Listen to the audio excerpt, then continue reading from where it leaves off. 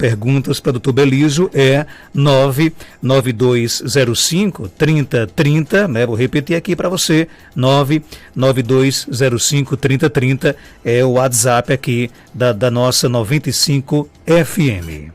Panorama 95 apresenta Check-up no rádio.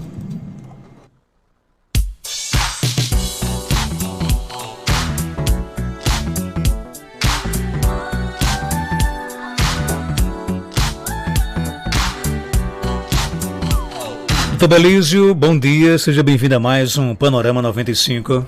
Bom dia, Marcos, bom dia, Geraldinho, bom dia a todos os ouvintes, a todos que nos assistem. Prazer, mais uma vez, participar do Panorama com temas da área do envelhecimento. E como é que surgiu essa paixão pela poesia? Não, na verdade, a gente fez um curso de cordel, eu tenho essa veia artística, né, desde criança que a gente... toco saxofone, Geraldinho também é saxofonista, toquei na bandinha Meninos de Caicó, depois fui pra bandinha da aldeia, quando era aqui. E aí essa questão não tenho, assim, eu diria que um dom da arte não, mas aí fiz a oficina de cordel lá com o mestre Djalma Mota e a gente lá produz. Hoje não, mas qualquer dia eu vou lhe cobrar aqui uma poesia, tá bom? Tá bem. O nosso tema de hoje é fraqueza e fragilidade no idoso, e aí?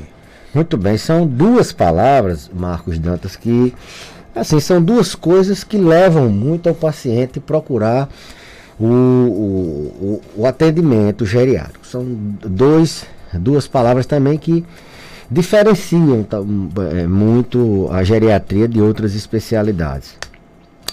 Mas são duas palavras um pouco com sentido diferentes. A fraqueza, ela é um sintoma, né? Ela está mais associada à fadiga, à falta de coragem, eu diria assim, a pouca energia, perda de disposição. Essa fraqueza, ela pode ser transitória, ela pode ser uma fraqueza relacionada a algum episódio, algum evento, e geralmente por trás dela tem alguma alteração que justifica essa fraqueza. Então, fraqueza é um sintoma, é uma coisa mais pontual que o indivíduo pode atravessar dependendo de uma noite mal dormida, dependendo de uma alimentação mais restrita, dependendo de um exercício mais intenso, ele pode sentir uma fraqueza. Lembrando que nem todo idoso é fraco, ele tem fraqueza não. As pessoas associam muito a fraqueza com a idade, e isso é um mito. Envelhecer não cursa naturalmente com fraqueza. Eu sempre costumo dizer que em virtude do envelhecimento ser heterogêneo, cada indivíduo ele é diferente, embora tenham a mesma idade. Uns podem sentir fraqueza, outros não. Isso depende de como você envelheceu. Envelhecer não é sempre uma escolha, é opcional. Então, é um sintoma. Já a fragilidade, Marcos, é uma síndrome, é um conjunto de sinais e sintomas. Do mesmo jeito que a gente tem síndrome demencial, do mesmo jeito que a gente tem síndrome metabólica, que é um protótipo, é um estereótipo de um conjunto de sinais e sintomas. O paciente ele tem uma variedade de coisas que denotam essa síndrome. Então a síndrome de fragilidade, ela é denotada por alguns critérios, né? O paciente ele tem perda inexplicável de peso, não é aquele paciente que tem fazendo uma dieta e perde peso, não. Ele naturalmente perde peso. Então é uma perda inexplicável de peso, geralmente 5% nos últimos 6 meses. Vem perdendo peso mesmo comendo normal. Ele tem perda de força. A gente mede a força do paciente com o dinamômetro palmar. É um aparelho que a gente tem uma padronização de força para o sexo e para o peso do paciente. Perde força. A marcha dele fica mais lenta. A gente tem um ponto de corte para o que é uma marcha normal, uma velocidade de marcha normal. E a gente com uma medida de colocar o paciente para andar e voltar dentro do consultório, a gente mede, então ele fica mais lento. Ele sente exaustão fácil, ele antes andava um quarteirão, agora não anda, porque ele fica muito exausto fácil e fica sem energia para fazer, ele sente a fraqueza. Fraqueza é um dos critérios de fragilidade. Então o idoso, esse idoso é fraquinho. Idoso fraquinho é um conceito popular. Para a medicina é um conjunto de sinais e sintomas que denotam isso. E o que é que isso representa para a medicina? Esses idosos, assim, vale lembrar, eles entram num processo de fragilização. Alguns são mais vulneráveis e alguns são mais suscetíveis e outros não. À medida que a idade passa, naturalmente, os idosos vão se tornando com risco de fragilização maior. É aquele estágio pré-cama, é aquele estágio que, se você não fizer uma intervenção, o idoso está perdendo peso, está ficando sem força, está andando devagar, ficando sem energia, ficando exausto com qualquer coisa. Esse idoso, ele vai caminhar para ficar acamado. Esse perfil, ele vai cair mais, ele vai demenciar mais rápido, ele vai internar mais, e quando internar, ele vai demorar mais a sair. Quando sair da internação, vai sair muito pior do que entrou. Ele é um idoso mais, eu diria que a palavra que simboliza a fragilidade é vulnerabilidade. Ele é o idoso mais vulnerável. Foram esses os idosos que morreram com a Covid, e são esses os idosos que têm um risco maior de morrer. Os idosos vulneráveis, os idosos com síndrome de fragilidade. Essa síndrome, ela pode ser prevenível, ela pode ser, nem todo mundo vai morrer frágil em cima de uma cama. Se você mantém o controle de suas comorbidades, por exemplo, você dificulta o aparecimento, retarda o aparecimento dessa síndrome de fragilidade. Então, intervenção, por isso que o acompanhamento do idoso, ele deve ser rotineiro, como a criança tem aquela curva de crescimento. O idoso, a gente tem a massa muscular, a massa óssea, a gente tem velocidade de marcha, a gente tem todo um acompanhamento, porque na hora que a gente percebe um paciente que ele está entrando numa fragilização, a gente intervém, seja com medidas medicamentosas, com medidas não medicamentosas. Então, esse paciente, ele é um paciente vulnerável a adoecer, e quando adoecer, ser muito grave. É o idoso frágil. Hoje, inclusive, como aumentou muito o número de idosos, várias outras especialidades, elas já têm o ponto de corte para o idoso frágil e o ponto de corte para o idoso robusto, né? Aquele idoso frágil, ele tem um ponto de corte, por exemplo, para pressão X, um ponto de corte para o nível de glicose no sangue Y, diferente do idoso não frágil, do idoso robusto. Então, falar de síndrome de fragilidade é a gente falar dessa vulnerabilidade, que acontece não só ao acaso, não só porque o envelhecimento vai progredindo. Ela acontece com todo um mecanismo fisiopatológico próprio. Há uma alteração hormonal. Esse paciente que está caracterizado com síndrome de fragilidade, ele tem uma disfunção na produção dos hormônios, tem muito cortisol. Cortisol é um hormônio que torna o indivíduo altamente catabólico, consumido. Um indivíduo que tem muito cortisol, ele tem uma imunidade mais baixa, e também é uma desregulação na imunidade do idoso frágil. Ele tem mais produção de citocinas inflamatórias, IL-1, IL-6, TNF-alfa. Então, ele é um indivíduo já inflamado. A gente tem muito medo da Covid por causa da inflamação. Esse paciente é um paciente de altíssimo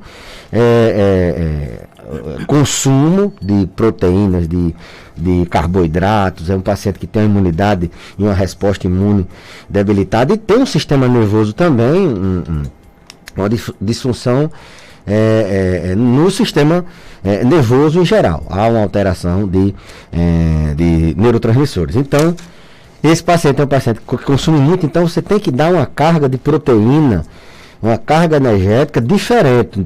Ele precisa de suplementação oriental, ele está perdendo força, velocidade de marcha, você tem que fazer atividade de contra-resistida, principalmente, botar ele para fazer a atividade física. Aqui eu já estou dando mais ou menos uma ideia de como tratar, e tratar as comorbidades. Se ele não está dormindo bem, botar para dormir bem. Se ele está com algum déficit nutricional, você ajustar a meta nutricional dele, se está faltando proteína, caloria, assim por diante. Tirar remédio que não está sendo necessário, que pode facilitar a piora, perpetuar. A gente diz que é uma síndrome de perdas em espiral, que ela vai cada vez mais e vai se retroalimentando. Vai perdendo a imunidade, que vai perdendo a força, que vai perdendo a marcha. Então, é um estereótipo de um perfil de paciente que está dizendo a você, qualquer coisinha nesse paciente, ele vai agravar. Eu dou sempre um exemplo de dois pacientes, um mais próximo, da beira de um penhasco, e outro mais longe. O frágil está mais próximo do penhasco. Se você der qualquer empurrãozinho, ele cai. O que não está frágil, você dá um empurrãozinho, esse paciente vai mais para frente, pode até se aproximar, mas não cai. O idoso frágil é esse que cai. Qualquer topada, qualquer gripe, qualquer dor pode fazer com que esse paciente, que vinha numa síndrome de perdas acentuada, ele caia. Então, é mais ou menos o que a gente tem de diferença entre fraqueza, que é um sintoma, está até dentro do critério de fragilidade, nem toda fraqueza. O paciente é frágil, é considerado o idoso frágil. Mas todo idoso frágil ele tem uma fraqueza. E ambas são condições perfeitamente preveníveis. O paciente que escolhe, opta por envelhecer com saúde, que é uma opção, a gente pode optar, vou envelhecer com saúde, então vou optar me alimentar bem, dormir bem, ter um consumo de nutrientes, ter uma alimentação saudável, controlar minhas comorbidades, regularmente fazer minha consulta, procurar não ter estresse, trabalhar a mente também. Isso eu estou escolhendo envelhecer bem. E esse paciente que escolhe envelhecer bem, ele não entra por esse caminho da síndrome de fragilidade. A não ser que ele seja pego por alguma surpresa, seja cometido de uma doença mais grave, e aí ele interne e acelere essa curva de envelhecimento. Quando a gente, por exemplo, se depara com um idoso com essa fragilidade, né? Aliás, com essa fraqueza, o instinto principal se fortaleça, né? Vai logo para a questão da alimentação. Coma bem, né? Você precisa se alimentar. E não é só isso, né? Quer dizer, são vários caminhos que você tem que seguir para poder realmente ter essa força, não é isso? A gente costuma muito pegar pacientes que as famílias trazem, nesse momento do Covid, elas têm retardado um pouco a vinda, 190 anos, muito idoso, fraquinho, já quase indo para cadeira de roda, a família já programando comprar uma cadeira de roda. Vem, ele tá fraco, a sua Silva tá sem comer, eu fiz umas vitaminas na veia. Esse processo, Marcos, não começou agora. Por isso que a gente tá alertando para quando começar o processo. Tá andando mais lento, comendo pouco, perdendo peso, sentindo fraqueza, sem energia, qualquer coisinha ele diz que tá cansado já. Percebeu? Já começa a propor intervenções que aí a velocidade com que ele vem envelhecendo, o processo de fragilização, a gente consegue intervir, ele muda o curso, volta a envelhecer como um idoso robusto. Quando chega numa doença aguda, ou quando ele passou do ponto já, aí infelizmente as famílias tendem muito a procurar nesse momento, achando que às vezes um soro vai resolver, e não é bem assim. Isso começou há muito mais tempo, é muito mais complexo, passa por intervenções multiprofissionais, nutrição, passa por o conjunto de controle de comorbidades, que ele nunca vem só com déficit nutricional, vem com demência, vem às vezes se engasgando, vem assim, com ferida na pele. Então, para evitar que ele vá para a cama, a gente ainda tem como intervir, pensando sempre em manter a autonomia e independência do paciente. O paciente, o ideal é que ele consiga sozinho tomar o banho dele, se alimentar só, porque quanto mais ele depende do cuidador, mais sobrecarrega o cuidador. É ruim para os dois, para o cuidador e para o paciente ficar dependente. O mínimo de independência que a gente tiver, esse paciente vai frear a velocidade com que essas perdas acontecem. Então, É muito comum pegar nesse, tá fraquinho, eu acho que fazer um soro vai abrir o apetite dele. Na verdade, a perda de apetite, a gente até já fez um programa sobre isso. A perda de apetite, ela tem N causas, não é só a fraqueza não. Tem que buscar o que é que está por trás da perda de apetite. Será que é só desidratação? Então, o ideal é as famílias perceberem o curso da fragilização. Está começando a mais lento, raciocínio mais lento, está começando a perder força, não consegue levantar direito, tem que ter ajuda. É aí que vale a pena intervir. E a prevenção antes é não chegar nem nesse estágio. Tem uma pergunta aqui do nosso ouvinte, ela quer saber o seguinte: sonolência em idoso também é sinal de fraqueza ou não? Boa pergunta. Uma das causas dessa fraqueza, dessa fadiga no paciente idoso é o sono. O sono mal dormido à noite, ele fica querendo dormir o dia todo, e isso é tido como uma das causas de fraqueza. Está ficando fraco, passa o dia todo sem querer sair da rede ou da cama, não tem energia, não tem vontade de se levantar. Primeira coisa tem que ver, ele está dormindo bem? A noite foi feita para dormir. Dorme de que horas? Ele dorme de tá hora, mas ele acorda várias vezes à noite para ir no banheiro. Então, já não é uma noite de sono boa. Ele ronca muito, não é uma noite de sono boa. Tem muito pesadelo, não é uma noite de sono boa. Ele dorme de 6 horas da noite e acorda de meia-noite. De meia-noite em diante, ele fica acordado. Tem que arrastar esse sono. Então, fraqueza durante o dia, muito sono, pode ser um transtorno do sono. Mas pode ser também, Marcos, uma falta de rotina. Volto novamente eu digo, olha, o investimento que vocês fazem em comprar vitamina, comprar remédio que os outros dizem, para tentar tirar seu pai, fazer soro, tentar tirar seu pai dessa, invista numa estrutura, não é estrutura sofisticada não, mas numa estrutura de que ele possa ter uma mínima rotina, de que ele possa ter pelo menos horários programados para ele beber água, horário programado para ele dar uma volta na casa, dar uma volta no quarteirão, um horário programado para fazer algumas atividades que você por enquanto está fazendo em casa, se já puder fazer na academia, na piscina, no pilates, já programar para ir, mas ele tirar o ócio. Qualquer um de nós aqui, se tiver sem fazer nada, vai dar sono. Você vai dormir quando não tem.